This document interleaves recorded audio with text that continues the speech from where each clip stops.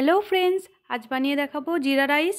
খুব অল্প সময়ের মধ্যেই কিন্তু জিরা রাইস বানানো যায়। গরম গরম খেতেও কিন্তু ভীষণ মজা লাগে। অবশ্যই করে এর সঙ্গে কিন্তু আলুর দম নিতে হবে, না তো পনিরের আইটেম বা চিকেনের আইটেম। এটা কিন্তু আমি দুপুরের রান্না করা ভাত দিয়েই বানাবো। তোমরা চাইলে গরম ভাতেও করে নিতে পারো, আমি কিন্তু ঠান্ডা ভাতে করেছি এটা।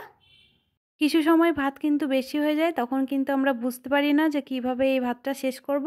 তখন কিন্তু জিরা রাইস বানালে খুব সহজেই ভাতটা উঠে যায়। ফোড়নের জন্য একটা প্লেটে কিন্তু 1 চামচ মতো জিরা নিয়ে নেওয়া হয়েছে, 2 এলাচ, 2টো লবঙ্গ আর একটুখানি মতো দারচিনি, একটা শুকনো লঙ্কা আর একটা তেজপাতা নিয়ে নেওয়া হয়েছে। ননস্টিকের কড়াইটাও কিন্তু বসানো হয়ে গেছে গ্যাসে। গরম হয়ে আসার পরে আমি একটুখানি তেলও দিয়ে দিয়েছি, আর একটা ডিম কিন্তু ফাটিয়ে দিয়ে দিয়েছি। ডিমটাকে কিন্তু ভেজে নিতে হবে। ডিমটা যে দিতেই হবে তার কোনো কিন্তু মানে নেই, তোমরা কিন্তু ডিম না দিয়েও জিরা রাইসটা বানিয়ে নিতে পারো। ডিম দিলে কিন্তু অবশ্যই করে বেশিই ভালো লাগবে খেতে। 2 চামচ মতো ঘি কিন্তু দিয়ে দিয়েছি, তোমরা চাইলে এটা সাদা তেলেও বানিয়ে নিতে পারো। ঘিটা গরম হয়ে আসার পরেই কিন্তু আমি ফোড়নটা দিয়ে দিয়েছি। জিরা রাইস কিন্তু সাদা তেলে বানানোই যায়, কিন্তু ঘি দিলে পরে আরও বেশি টেস্টি হয় খাবারটা। ফোড়নটা কিন্তু একটু ভাজা ভাজা করে নিয়েছি, আর খুব সুন্দর একটা সেন্ট চলে এসছে ফোড়নটা থেকে। এই পর্যায়ে এলেই কিন্তু এই ঠান্ডা ভাতটা দিয়ে দিচ্ছি, আর ঠান্ডা ভাতটা কিন্তু খুব ভালোভাবে জল ঝরিয়ে রেখেছি। খুন্তি নিয়ে নিয়েছি আর খুব ভালোভাবে কিন্তু মিশিয়ে নিচ্ছি সবগুলোর সঙ্গে। আমি এখানে দিচ্ছি স্বাদ মতো লবণ।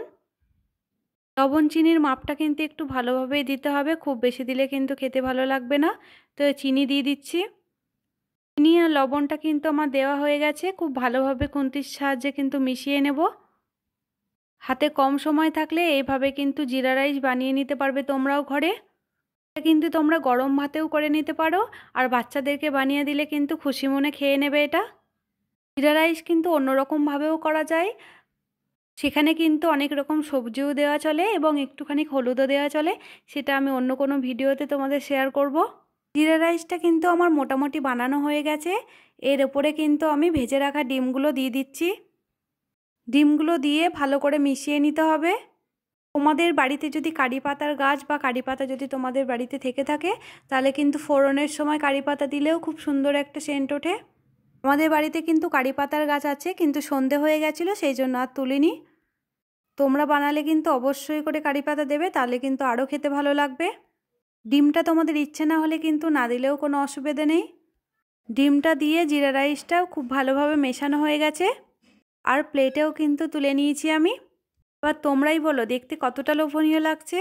এটা কিন্তু ভীষণ টেস্টি একটা খাবার, আর খুব অল্প সময়ের মধ্যেই বানানো যায়। আর সব থেকে বড় কথা হচ্ছে এটা কিন্তু ঠান্ডা ভাত দিয়েও বানাতে পারবে তোমরা। তো আজকের এই ভিডিও তোমাদের কেমন লেগেছে কমেন্টে জানিও।